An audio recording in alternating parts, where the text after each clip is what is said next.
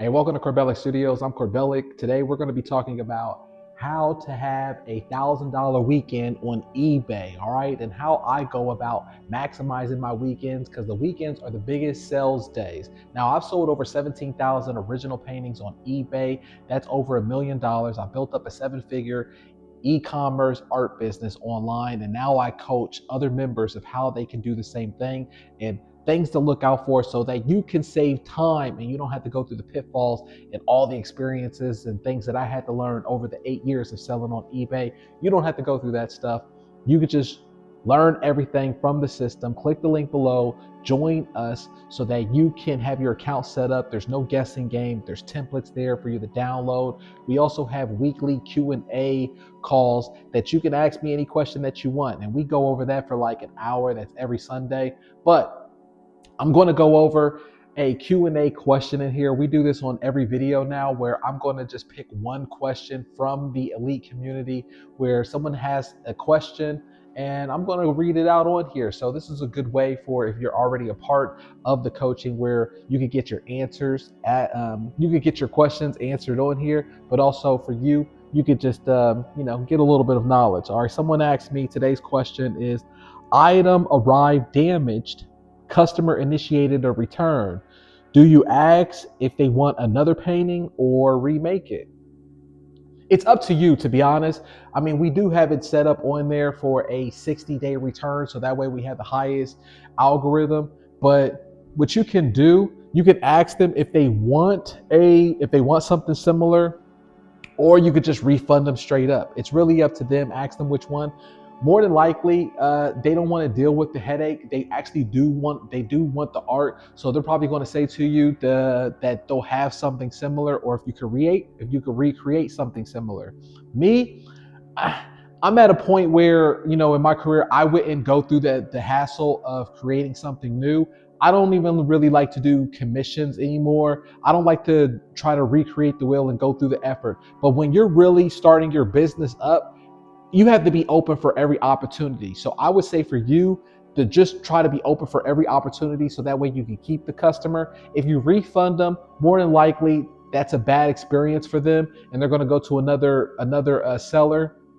So recreate it if you can. I mean, we work off of the projector, so just recreate something that's similar in that style, or try to see if you can work with them that way, so that way you can retain your customer, because a customer is valued. A customer is very valuable. Once you have one customer, that customer can keep buying from you. I always try to stress it's not that important about your first sale, which isn't very important, but it's very important for that first sale that you do good customer service with them, that you do good work, so that way you can retain them and they keep buying from you.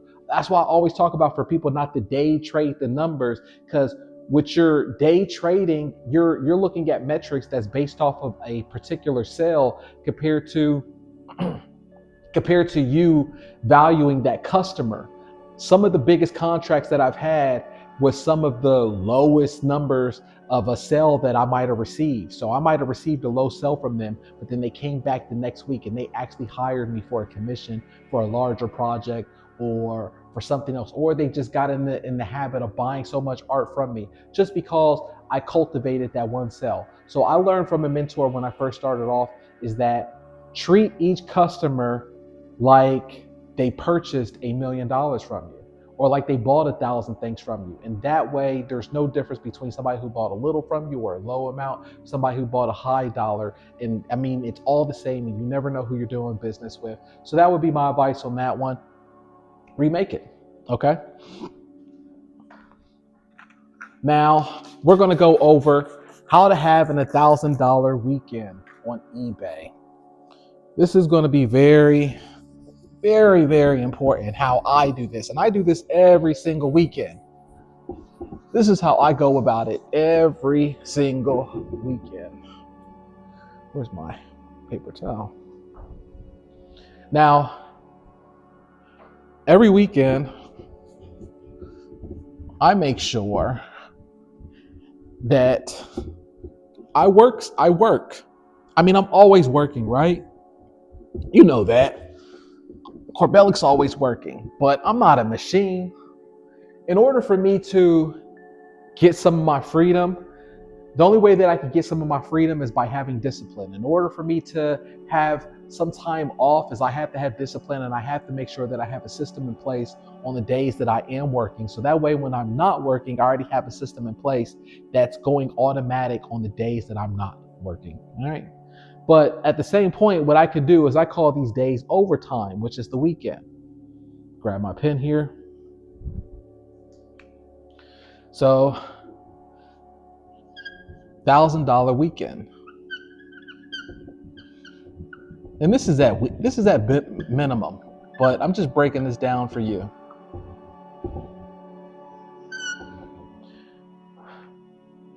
Now, we always talk about that we're going to be running auctions and that we show up to work Monday through Friday, okay? Monday, Tuesday, Wednesday, Thursday, Friday, all right?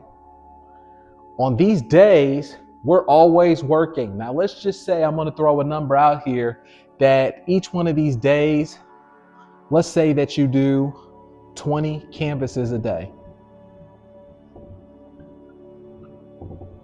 Okay. Now, let's just say that you're doing 20 canvases a day. So here, that's 100 canvases a week. 2, 4, 6, 8, 10. Now, what I focus on, so that way I can have my $1,000 weekends and I can really hone in on the weekends. Why? Because Saturday and Sunday are the biggest sell date. The biggest sell date. That's when people are off of work. That's when people have time to bid. That's when people are more focused. That's when people could just take the time out to actually be focused on winning that bid. A lot of times people, you might feel like you're having a bad week, but everything will add up for you at that weekend, because a lot of times people might not do competitive bidding during the week, and they might wait until they can do their competitive bidding on the weekends. So you don't want to sleep on the weekends. You don't want to have your weekend be lackluster. So for me, I make sure, especially because I got bills to pay. I feel like every day. That's the mindset that I keep myself in. So that way I'm able to produce the artwork, so that I'm able to show up to work. I don't just say to myself, oh, the bill is going to be due at the end of the month. Because then it's going to put you in a mindset where you think you're going to show up a week before the end of the month and it's going to work for you. It's not going to work like that for you. When it comes to doing eBay, in order to pay your large bills, that's going to be the first of the month, which is either your rent, your mortgage, your car note, electricity bill, etc. In order for you to succeed doing that, you need to succeed 30-day cycle before then, because it all builds up and it goes by so fast. Trust me. So in order for me to make this successful, and I have a successful Saturday and Sunday, I make sure that the casino starts on Friday. And when I talk about the casino effect, I'm talking about the day where it's really starting to build up of what the auctions are going to be. Now, our most successful days end on Saturday and Sunday, right? But as long as I have numbers that's pumping in on that Friday night, then what's going to happen, people who start bidding on this and they win items on your Friday night, they're going to have combined shipping that they're going to include on their Saturday and Sundays. A lot of times you're going to get a lot of buyers who are going to come for your Saturday and Sunday orders, who might not even necessarily wanted your artwork, who might not have necessarily even liked it, but they don't want to lose on the competitive bidding, and they already feel like, since we're already here, let's go all the way. Let's just keep going. It's a sell psychology. So I start mines on Friday. Fridays could be kind of lackluster, especially if you look at the data. I mean, it's a hit or miss, to be honest with you, because people, even though they got paid on Friday, what are they normally doing? They're either relaxing, or they're out having dinner with the family, or they're out shopping. They're doing other things. They're enjoying their Friday night. They're getting their weekend started. So it could be a hit or a miss. And if it's a hit or a miss, either way, it's successful. Don't worry about how your Friday's going to go. Don't day trade Fridays. When I first started off, I used to get depressed because my numbers weren't looking that bright on Fridays. I'd be like, oh, I would feel sick to my stomach. And I would think that it's an indication of how my Saturday and Sunday is going to be. But it's not. So as long as I just make sure that on my Fridays, I have the numbers that's going to be pumping. I'm doing a consistent 20 days on Monday through Friday. So we do 10-day duration. So that means that when I end my item on Tuesday, it's going to end on Friday, right? So this would whatever I end on Tuesday for 20 canvases, it's going to end on that Friday. So for me in my mind, since I know that, I might do 5 more. So even though we're consistent every single day for 20 canvases a day, I might do 25 for Friday. I might do 25 canvases for Friday. I'm just giving out there some quick numbers. Me, of course, I'm extreme. I've been doing this for years. I do big ball numbers like, 50, 60 canvases. Or 50, 60 paintings and different variations like that. That's because I've been doing this for so many years though. So when it's like this on Friday, I don't base whatever the numbers is. I just use this as promo. Now the important days that's coming up is your Saturday and Sunday. Now remember, starting off, you're probably going to do Monday through Friday and you're doing 20 canvases a day. I make sure that I don't have a day off. So I make sure that I'm doing at least 30 or 40, right? Let's just say starting off, I'm doing 30 or 40 canvases.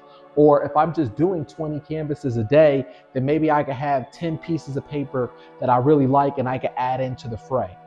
That way, when Saturday and Sunday come and I want to take those days off and I want to relax my mind a little bit. I want to spend time with the family. I want to do things like at least pretend like I have a normal hours of work, like a job, a 9 to 5. I could do that without feeling guilty. But at the same time, I'm a business, right? I'm a hustler. I want it. I don't want to go back. So what I do is I'll probably work a little bit. I'll work either 2 to 4 hours of overtime and I'll be focused. I'll get it done early in the morning before everybody wakes up. So that way, I can still enjoy time with the family and I can still do the things that I need to do without feeling guilty. But when I have everything scheduled out, right, and it's landing on a Saturday and Sunday, what I'll do on those Saturdays, and so, okay, here, Wednesday, Thursday are important. On these days when I'm working, even though we're doing a consistent 20, on Wednesdays and Thursday, I'm going to push myself. I'm going to push myself and I'm going to create 10 more pieces, maybe 20 more pieces on those days. Whatever the number count that I'm doing, I'm going to push myself on Wednesday and Thursday to do a little bit more because I understand how important it is when it lands on that Saturday and Sunday. I need the numbers. That's when the shoppers are there. So then when it finally hits, okay, let's just say even if I don't produce a little bit more, then this is the game. When Saturday and Sunday come and I'm doing my 2 to 3 or 4 hours of overtime in the morning time, just getting work done, I'm not putting it on a 10-day duration. No, I'll be putting it on a 7-day duration.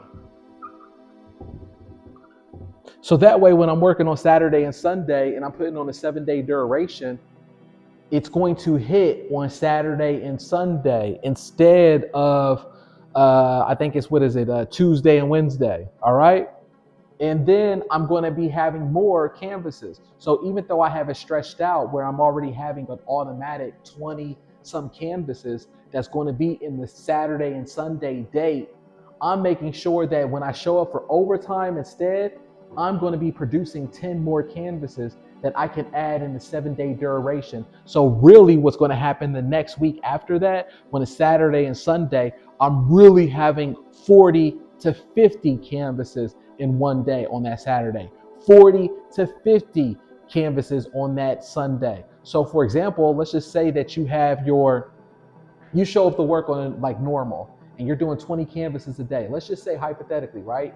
and you do 20 canvases on Wednesday, you do 20 canvases on Thursday, and they both land on Saturday and Sunday because 10-day duration, right? But let's just say you go in for overtime and you do 10 more canvases. Then really what that means in actuality, when it's time for the auction, you have 10, or I mean, you have 30 canvases that's actually ending on that day. You can't lose. Even if you lose, you can't lose, especially because when setting up your account, I show you how to set up a combined shipping rule in there where it's automatic. You don't have to do a guessing game. All the numbers is priced in for you. You're going to be having a higher profit margin that's going to be automatic. You don't have to message the buyer. You don't have to figure out calculations within your invoice. I make sure that everything is built for you. I show you how you do it inside the system. You just copy and paste. You look at the screenshot. I got multiple videos on there, so that way you can implement it into your account. That's the first thing that you're going to do as soon as you sign up to the community coaching program, is set up your account the proper way. There's so many people who try to set up their account, who try to do listings, they don't do it correctly, and then what happens is they mess their whole account up, they mess their whole sales up, they lose profit margins, or even worse, they even mess up the shipping policy where they're giving away the artwork. We don't do that here. I went through so many mistakes. I'm talking about, I already went through $50,000 worth of mistakes on eBay, so that way you don't have to go through it and you can save your time on day one. I have a 14-day sales activity for you where every single day you go through certain steps to build your account up, and then you're going to be able to create your listings. But also with each day you have community support, so that way you don't get lost. All right, now once you do this and you built it up and you do this every single week, then that's where you're really going to have the snowball effect.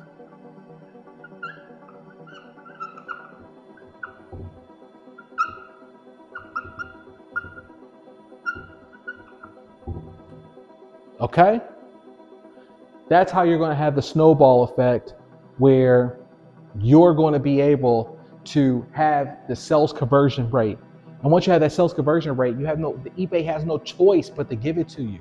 They have no choice. Even if the algorithm wants to play games, even if the economy wants to play games, even if politics wants to play games, by doing this and having this structure, then you're going to make sure that you're going to give yourself a fighting chance and that you're going to be able to force yourself. That's why we paint the way that we do. There's no ego involved.